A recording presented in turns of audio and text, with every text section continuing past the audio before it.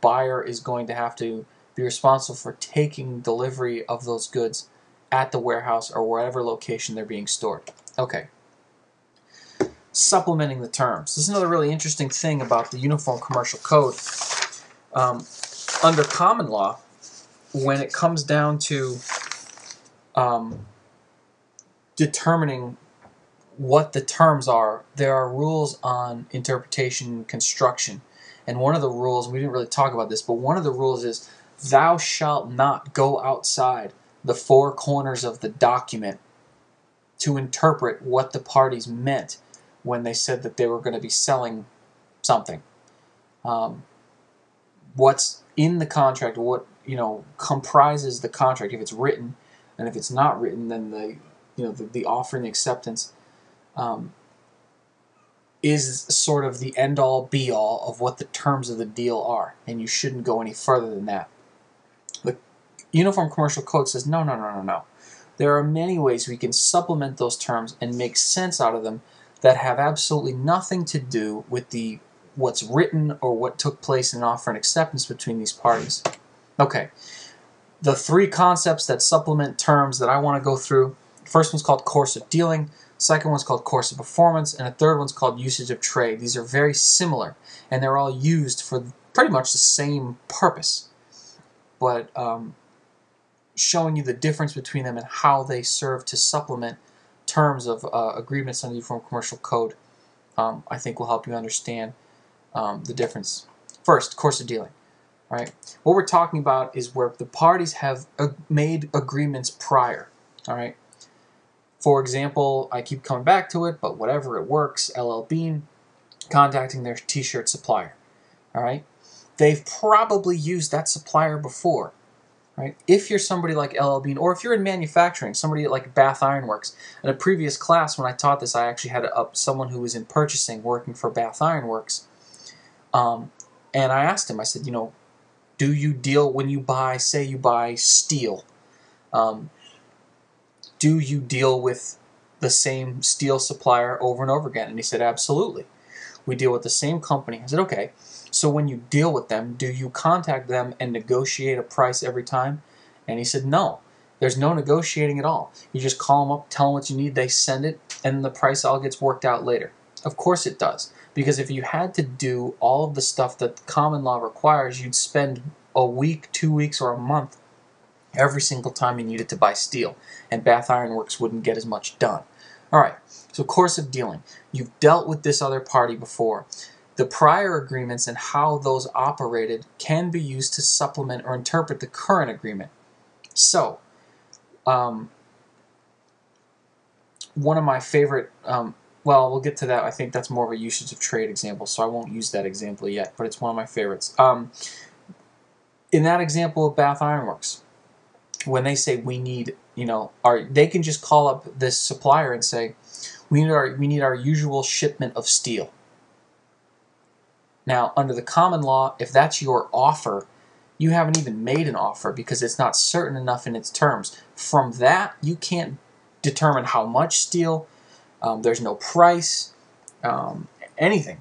But based on course of dealing, if you've dealt with this supplier enough, they may know exactly what you need because you may contact them every time you get a contract to build a boat and order the same amount of steel, which is the same quality of steel each time. It's the same thickness. I don't know how to buy steel. I don't know how steel comes. I'm just sort of guessing. But whatever the qualities are of the steel that you usually get, they understand.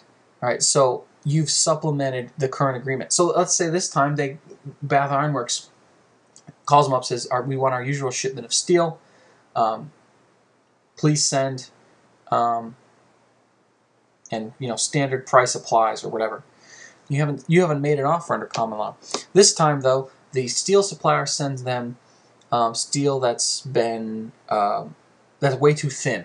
Right? They need to make sturdy hulls for the boat that need to be at least 4 inches thick. So they need 4-inch thick steel, and instead they send them some sheets of steel that you could probably punch through with your hand.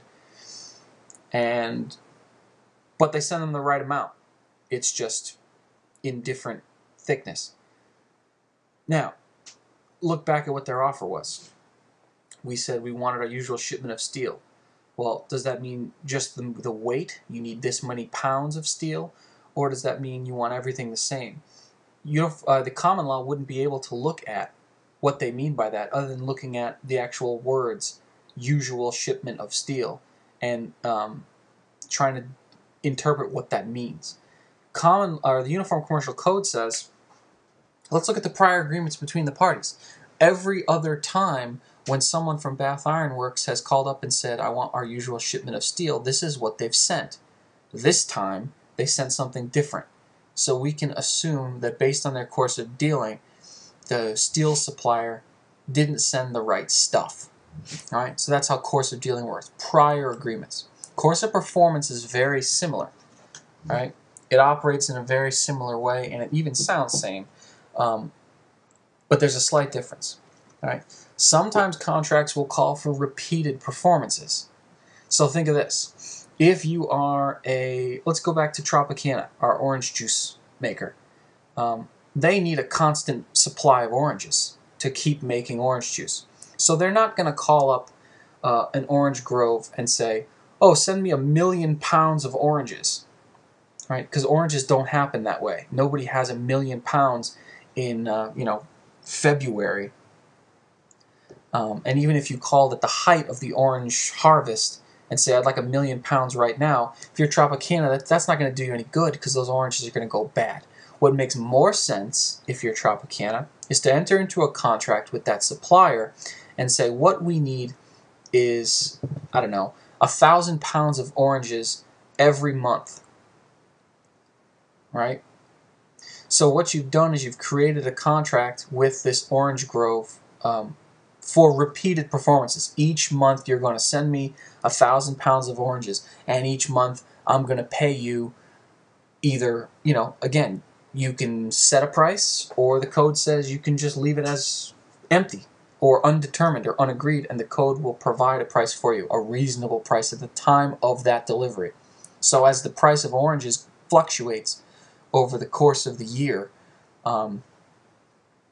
that same quantity of oranges, 1,000 pounds, is going to cost Tropicana more or less. And if you're the orange grove seller and you think that it's going to be a bad winter and the price of orange is going to go up, it's probably to your advantage to leave that price open and not lock in a certain price per pound now in case the price goes up. But anyway, you're speculating. You're speculating. The price may go up, price may go down. But where there have been repeated performances, how those repeated performances happened and were acceptable or were not acceptable can supplement the agreement. So, if there are a lot of different kinds of oranges. So if the first 3 months come by and you send navel oranges, which are, I believe, I lived in Florida for like 10 years. I'm pretty sure navel oranges are one of the ones that are grown pretty regularly in the Florida climate. First 3 months they sent 1,000 pounds of navel oranges. Well, the 4th month something happened and some other buyer came in and said, I need all your navel oranges and I'm going to pay you double what they're worth. So Orange Grove said, well, that's certainly more than I'm getting from Tropicana. All right, I'll sell them to you and I'll give Tropicana these other types of oranges. I don't know. I'm trying to think of another kind of an orange. Blood oranges. I don't even know. I don't think you can grow those in Florida. But anyway, so on month 4, they send Tropicana a shipment of 1,000 pounds of blood oranges. And now Tropicana is making bright red orange juice that nobody wants to buy. And of course, that's not going to be good enough for Tropicana. Well, all they asked for was oranges. All right, this may be a usage of trade issue, but what the court is going to do, the court is going to look at the previous repeated performances and say, what is it that they wanted? Well, they accepted navel oranges 3 months straight. There were no problems. The payment went back to the Orange Grove for those shipments, so those were acceptable. And there's no reason to think that the navel oranges would have, or the blood oranges would have been acceptable and it's a different kind of performance. It's not consistent with the course of performance of this contract. So very similar. The only real difference between course of dealing and course of performance is that course of performance, you're looking at one contract with repeated performances. Course of dealing, you're looking at many contracts that have taken place over time. All right? And the last one, usage of trade. This one's a little bit more fun. What we're talking about is the meaning of words particular to that trade or industry. All right? And this is the one where I have one of my favorite examples. Out in, I believe this was out in California, and this is quite a while ago. Or no, actually, I think it was down south somewhere. A restaurant was starting up, and they had a poultry farm that was going to be supplying them with chickens. So they contracted to get chickens sent to them on a regular basis. And at first, apparently there's different types of chickens and different qualities of chickens. I don't know. And at first they were giving them boiler quality or broiling quality chickens. And then later on in the contract, they started to get, or no, I take it back. I'm getting confused. They asked for chickens, and what they got were these fryer quality chickens. And they said, no, no, no, this isn't what we wanted. We wanted your broiler quality chickens. And the poultry farmer basically said, well, chickens is chickens. You wanted chickens, I'm sending you chickens. I want to be paid for them. And they said, well, we wanted a certain quality of chickens. And what the court did, they didn't have course of performance or course of dealing to go back on this. So what they did was they said, well, what does it mean? What does the word chickens mean?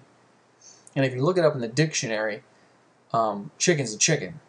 But if you're in the trade, if you're in the restaurant business, or if you're in the poultry business, and somebody contacts you and says they want chickens, does that mean that you're sending them a certain quality of chicken? All right. Here's another example of how this works. Here in Maine, our big agricultural, well, besides potatoes, is lobster. And if you say you're looking for chicks, right, now, in some places you say I'm looking for chicks, that means you're trying to find yourself a date. But if you're in the lobster business, chicks is a certain type of lobster. They're very small, and they're underweight, I guess you'd say. Under a certain weight. But that's particular to that trade or industry. Another example of that, if you're in the baking industry, if I say of you I went and bought a dozen golf balls, that means 12. But if you're in baking and someone says, yeah, I'll take a baker's dozen, that has a completely different meaning in that trade. It means 13. All right? So the code, and it's something I mentioned before, the code gives each trade or industry the ability to be flexible in what these contracts mean and what they are and how they should work. We are going to utilize the standards and the language applicable to each of these unique industries so that they can form their own contracts in and of themselves and understand the business dealings and what's going on. Okay, so those are three things that can be used to sort of supplement agreements. Okay, now we're into performance. All right, this is part 4 of this lecture.